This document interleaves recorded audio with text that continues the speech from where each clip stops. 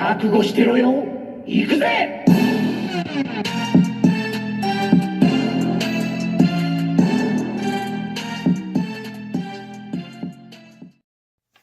Welcome to World Breaker Cool's Reviews. I'm your host, World Breaker Cool, and today we are reviewing DC Collectibles Batman Arkham Origins Series 2 Killer Croc. Well, I picked this up at C2E2 2019, part of the 3 figures that I picked up. Should have picked up more, but that's neither here nor there. He's a big figure. Just to start off with this review, as you can see, he's past my second level for what I normally do, so he's kind of hard to review on this station I have set up. So apologize right off the bat for that. He's over 10 inches tall, or just right at 10 inches. So again, this is a big boy's queuing right here. Very massive figure. I've seen him on eBay for around $60. I got him for about $30, and I feel like I got a pretty good deal. I've never seen this figure before until now. At least I don't recall it. I remember seeing them in the video game, which was cool. Let's just start with some of the things I like. I like the sculpt, and we're going to start with the pants. The ripped, overalls.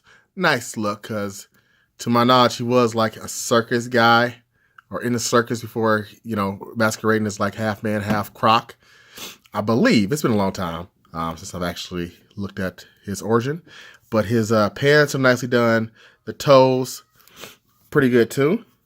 Like the toes, look pretty good, sexy, And then the colors on his back, chest, the skin, it looks like a crocodile, feels like a crocodile. And yes, I know what a crocodile feels like.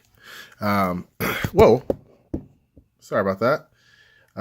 And I also like his bracers, and now my camera's doing something weird. It's like really hard to zoom in. Let's stop that. I think I hit a different mode on my camera, so it wasn't focusing. But I like the blood on the hands, the wrist. Claws look good there too. Both sides. They didn't spare any expense on the actual, on the actual paint. So, and then let's bring up the face. Let's get him in the light. That face looks pretty darn good too. I like the jaw. You can see the teeth there. And the eyes are really nice looking. The head as well. I've seen another version of this Killer Croc, but I actually prefer this version better. I think it's a pretty cool figure, but right off the bat, there's some issues with it. Okay, here are my issues with it that stop this from being like an amazing figure. His feet, they don't have good ankle rockers or anything like that. They're very stiff. They feel like they're going to break. I don't like that. It's hard to kind of get him in different poses. And his articulation, he is a big guy.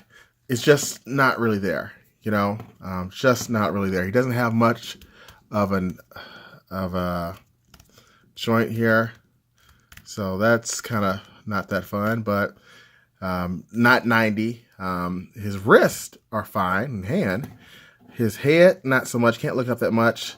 He can look down pretty good, but and again, I'm sorry. It's just he's such a big figure. I should have reviewed him on another place because it's hard to kind of get those good shots, so I can really get a good vibe with him. But overall, I'd say he's decent. He's worth the $30. I wouldn't pay much more than $35 for this guy, unless you're an absolute fanatic for Killer Croc. But the size is good. It's just the articulation's really lacking. He's a very heavy figure. Just for some comparisons, I have him next to my I forget the name of this suit. The Bunny Rabbit Batman suit from Greg Caputo's run with Snyder. So that's pretty good. He's taller than him. We also have, as you can see above, Hulkbuster. And you can see he's actually taller than Hulkbuster, although my Hulkbuster's kind of hunching over a little bit. And last but not least, my biggest select figure that I have. Gladiator Hulk, who's actually a smidgen taller if I had them both standing up with a great height. So good, he's got the height. It's just, again, I think he's lacking in some other areas. So pick him up if you like it. If not, it could be an easy pass. So that's it. Thanks for watching as always. And until next time, peace and killer croc grease.